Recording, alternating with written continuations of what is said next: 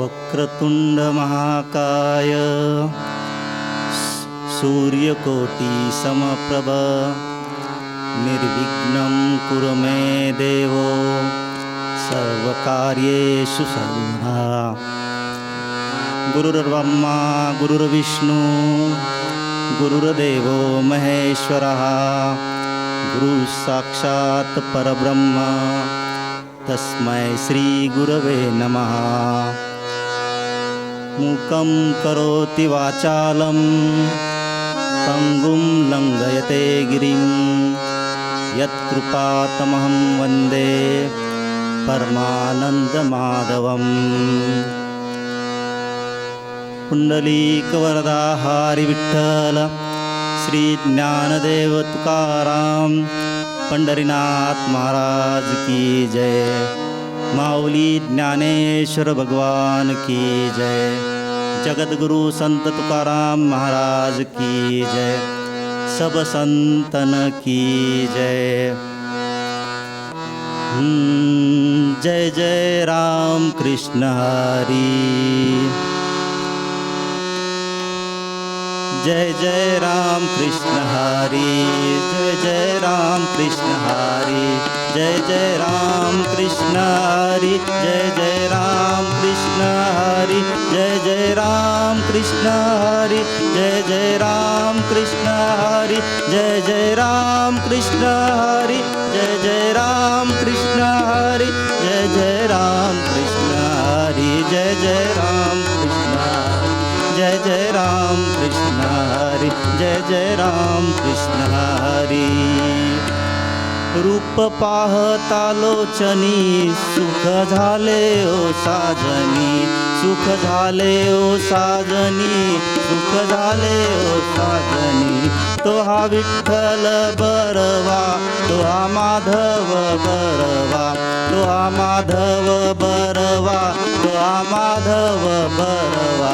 सर्व सुकृताचे धनी म्हणून विठ्ठली आवडी म्हणून विठ्ठली आवडी म्हणून विठ्ठली आवडी। सर्व सुखाचे आगर बाप रखमा देवी वरू बाप रखमा देवी वरू बाप रखमा देवी वरू। जय जय राम कृष्ण हरि। जय जय राम कृष्ण हरि। जय जय राम कृष्ण हरि। जय जय राम कृष्ण हरि। जय जय राम कृष्ण हरि। कीर्तन विश्व आयोजित Bhishma School of Indic Studies यांच्या संयुक्त विद्यमाने जो आपण ज्या कोर्समध्ये आपण प्रवेश घेतला आहे कीर्तन प्रवचन कार्यशाळेमध्ये, तर या 2 दिवसाच्या कार्यशाळेमध्ये आज आपल्यासमोर सेवेची संधी मिळाली आणि आयुष्यामधील हे पहिलं कीर्तन करण्याचा प्रयत्न बुवांच्या ज्ञानातून मला मिळाला। त्याबद्दल मी पहिलं हे कीर्तन बुवांच्या चरणी समर्पित करतो। जगद्गुरू संत तुकाराम महाराज यांच्या गाथेमधील अभंग आज मी या ठिकाणी आपल्यासमोर निरूपणासाठी घेतलेला आहे।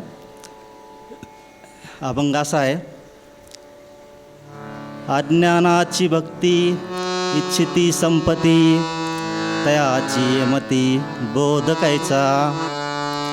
अज्ञानाची पूजा कामिक भावना तयाची ध्यान देवा कैचे। अज्ञानाचे कर्मफळी मना निष्काम साधना तया कैची। अज्ञानाचे ज्ञान विषयावरी ध्यान ब्रह्म सनातन तया कैचे। तुका मने जळो ऐसेची या तोंड अज्ञानाचे बंड वाढविती। थोडक्यात अभंगाचा अर्थ सांगायचा झाला तर असं लक्षात येतं की महाराज असं म्हणतात की जी संपत्ती मिळवण्याच्या मार्गासाठी जी केलेली असते भक्ती जी केलेली असते ती भक्ती खरंच देवाच्या उपयोगासाठी म्हणजे देवप्राप्तीसाठी असते का, तर असं कधी घडत नाही। महाराज दुसऱ्या चरणात असं म्हणतात की कामभावना ठेवून केलेली भक्ती जर असेल तर त्यामुळे तुमचं देवापर्यंत ध्यान लागेल का, तेही तसं शक्य होणार नाही आहे। तिसऱ्या चरणात महाराज असं म्हणतात कर्मफळाच्या इच्छेनं केलेली भक्ती अशा माणसाला निष्काम कर्मफळ सेवेचं काय महत्त्व आहे कसं कळणार. आणि चौथ्या ओळीत महाराज असं म्हणतात अभंगाच्या की जी माणसं ज्यांचं विषयावरती ज्ञान आहे, फक्त जे विषयावरती ज्ञान असणारे माणसं त्या पुढे जात नाहीत, अशांना ब्रह्मसनातन ज्ञानाची प्राप्ती कशी होईल. म्हणून जी लोक असं अज्ञान, विषयाचं ज्ञान लोकांच्या माध्यमातून विविध पद्धतीनं चुकीच्या मार्गानं पोहोचवतात, अशा लोकांची तोंड जळवत, असं महाराज या ठिकाणी सांगतात. विठ्ठल विठ्ठल विठ्ठल विठ्ठल विठ्ठल विठ्ठल विठ्ठल विठ्ठल.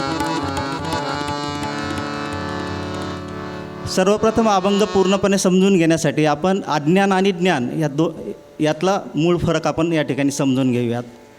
अज्ञान आणि ज्ञान म्हणजे काय? परस्पर पूरक अशा दोन गोष्टी आहेत. ज्ञान आणि अज्ञान एकामागे एक असतात. आज जे माझ्या आयुष्यात घडलं ते माझे जे मागच्या कालखंडात घडलं ते का अज्ञान असेल का? आज जे आहे ते माझ्याकडे ज्ञान आहे का? एक उदाहरण असं घेतलं या ठिकाणी आपण. मी PhD केली आहे, मग मी असं म्हणू शकतो का की ग्रॅज्युएशन करत असताना मी अज्ञानी होतो? नाही आहे, मी माझ्या ज्ञानात भर पाडत गेलो आहे.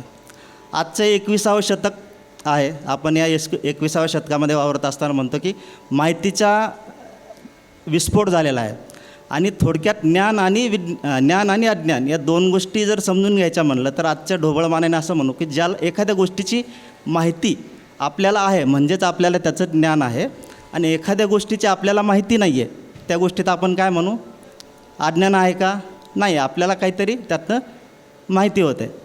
एक उदाहरण आजच्या ह्या कीर्तन प्रवचन शाळेचं असंही घेऊ शकतो आपण आपले कालचे 20 व्हिडिओज यूट्यूबच्या माध्यमातून कीर्तन विश्व यूट्यूब चॅनलवरती अपलोड केलेत. आजचे पण होतील. असं असंख्य माहितीचे स्तोत्र, म्हणजे विविध विषयांवरचे माहितीचे स्तोत्र आज इंटरनेटच्या जगामध्ये सर्वसामान्यांपर्यंत पोहोचतात. आजच्या घडीचा जर ही माहितीचं जाळ निर्माण होण्याचा जो स्तोत्र आहे तर तो 2.5 quadrillion byte 2.5 quadrillion byte per day इतका डेटा हा इंटरनेट विश्वामध्ये जमा होतो. मग असं म्हणायचं का की या सगळ्या गोष्टींचं ज्ञान मला पाहिजे? नाही, असं काही होऊ शकत नाही. म्हणून याच्यामध्ये अध्यात्माच्या दृष्टीने जर आपल्याला या ज्ञान आणि अज्ञान या दोन गोष्टीकडे जर पाहायचं असेल तर आपल्याला ज्ञान या शब्दापुढचा हा जो आहे तर तो हा अध्यात्म आपल्याला त्याच्यामध्ये उत्तर देतं. काय आहे? म्हणजे अहंकार. अहंकार शेवटी आपल्या ज्ञानाला जर लागून आला तर त्या माणसाचं ज्ञान कुठल्याही कामाचं नाही आहे. तो स्वतःच्या मीपणामध्येच वागायला सुरुवात करतो. आणि अशा अज्ञानी माणसांना भक्तिमार्गातूनच किंवा ज्ञानमार्गामधून भगवंत भक्तीकडे जायला मार्ग मिळतो. म्हणून जगद्गुरू संत तुकाराम महाराजांनी या अभंगामध्ये अज्ञानी माणसांचे लक्षणं, त्यांचे कर्म कसे असतात ती सांगितले आहे. पहिल्या चरणामध्ये महाराज असं म्हणतात की अज्ञानाची भक्ती इच्छिती संपती तयाची चित्ती बोध कैसा. म्हणजे ज्या माणसाकडे खूप संपत्ती आहे याचा अर्थ असा होतो की माझ्याकडे नोकर चाकर आहेत, गाड्या आहेत, 4 लोक कामाला आहे. मग ह्या सगळ्या सोयीसुविधा असल्यामुळं मी काही स्वतः कष्ट करणार नाही, सगळं काही मला जागेवर मिळणार आहे. माझ्याकडे पैसा आहे म्हणून मी भोगविलास वृत्ती माझी वाढते, मला बाकी विषय सुखाकडे माझं सगळं मन वळतं आहे, मग मला इतर गोष्टींची काही गरज जाणवत नाही. हळूहळू मनुष्याचं मन त्या गोष्टींच्या आहारी जातं आणि माणसाच्या मनाला त्याची सवय लागून जाते. आणि एकदा ही सवय लागली का त्या सवयीचा माणसाचं मन, माणसाचा आत्मा हा गुलाम होतो. ते बीजरूपानं माणसाच्या सोबत तसंच राहतं वासनारूपी. अशा ह्याच्यात माणसाचा मृत्यू होतो आणि त्या वासनेच्या पूर्तीसाठी मनुष्य परत पुनर्जन्म घ्यायला लागतो. आणि ह्या पुनर्जन्माच्या चक्रामधून अशा माणसाची कधी सुटका होऊ शकत नाही. अभंगाचे 2 चरण आपल्यासमोर सादरी करण्यासाठी राहिलेले आहेत, त्याबद्दल क्षमा मागतो. आणि आज जी कीर्तन सेवा करायची संधी आपल्यासमोर मिळाली आहे त्याबद्दल आयोजकांचे आभार. ज्ञानेश्वर माऊली ज्ञानराज माऊली तुकाराम ज्ञानेश्वर माऊली ज्ञानराज माऊली तुकाराम ज्ञानेश्वर माऊली ज्ञानराज माऊली तुकाराम